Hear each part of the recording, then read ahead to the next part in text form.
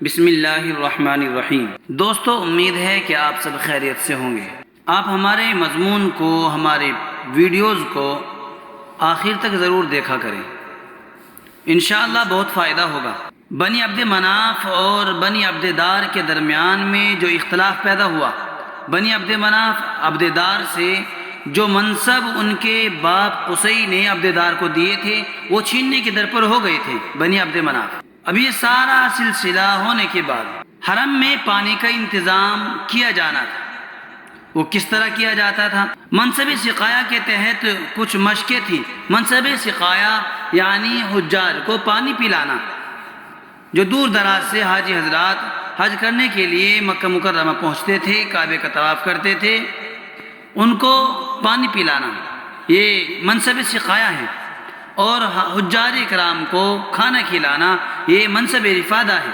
جیسا کہ مناصب بیان کیے گئے ہیں، منصب لواء ہے، منصب قضات ہے، اور منصب مہمان نوازی ہے، تو یہ سارے مناصب انہی میں سے ایک منصب سقایا ہے۔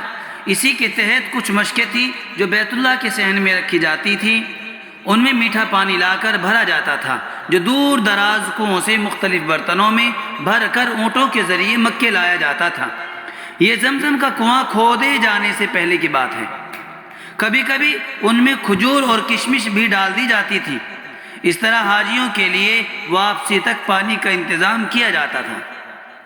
اس منصب سقایا اور منصب رفادہ پر عبد مناف کے بعد اس کے بیٹے ہاشم فائز ہوئے، اور ان کے بعد ان کے بیٹے عبد المطلب نہایت باعزت اور فیاض تھے، اور لوگ ان کا حکم مانتے تھے۔ قریش کے لوگ ان کی سخاوت کی وجہ سے انہیں فیاض کہنے لگے تھے۔ جب عبد المطلب بڑے ہو گئے تو یہ منصب سقایا اور منصب رفادہ ان کو مل گئے، کیونکہ یہ مناصب ہاشم کی نوجوانی میں وفات کی وجہ سے ان کے بھائی یعنی عبد المطلب کے چچا مطلب کے پاس تھے۔ جب مطلب مر گئے تو عبد المطلب سے ان کے چچا نوفل ابن عبد مناف نے زبردستی ان کے مکانات وغیرہ چھین لیے۔ عبد المطلب نے اپنی قوم کے لوگوں سے درخواست کی کہ وہ ان کے چچا کے خلاف ان کی مدد کریں، مگر قریش نے انکار کر دیا اور کہا کہ ہم تمہارے اور تمہارے چچا کے معاملے میں دخل نہیں دے سکتے۔ آخر عبد المطلب نے مدینے میں اپنی ننہال کے لوگوں یعنی بنی نجار کو لکھا، میرے ساتھ میرے چچا نوفل نے یہ معاملہ کیا ہے۔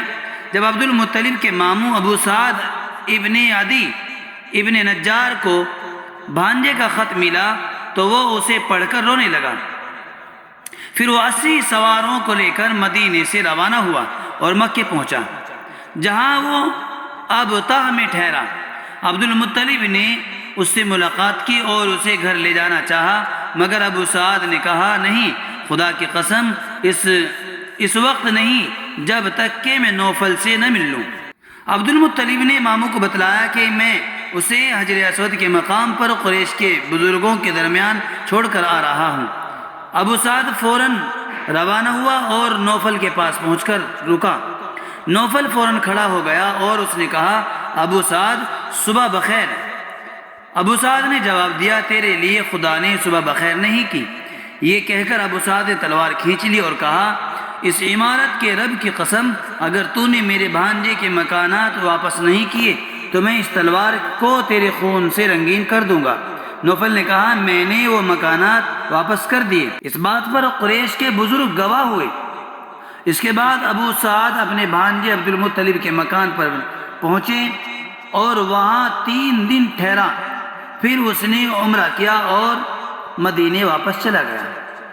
دوستو، جڑے رہیں اور باتیں سنتے رہیں، اپنے ذہن نشین کریں باتوں کو، اور ہمیں سپورٹ کریں، باتوں کو دوسروں تک پہنچائیں، ویڈیو کو شیئر کریں، اور کمنٹ باکس میں کوئی بات سمجھ میں نہ آئے کہ آپ کمنٹ باکس میں پوچھ سکتے ہیں۔ فقط والسلام۔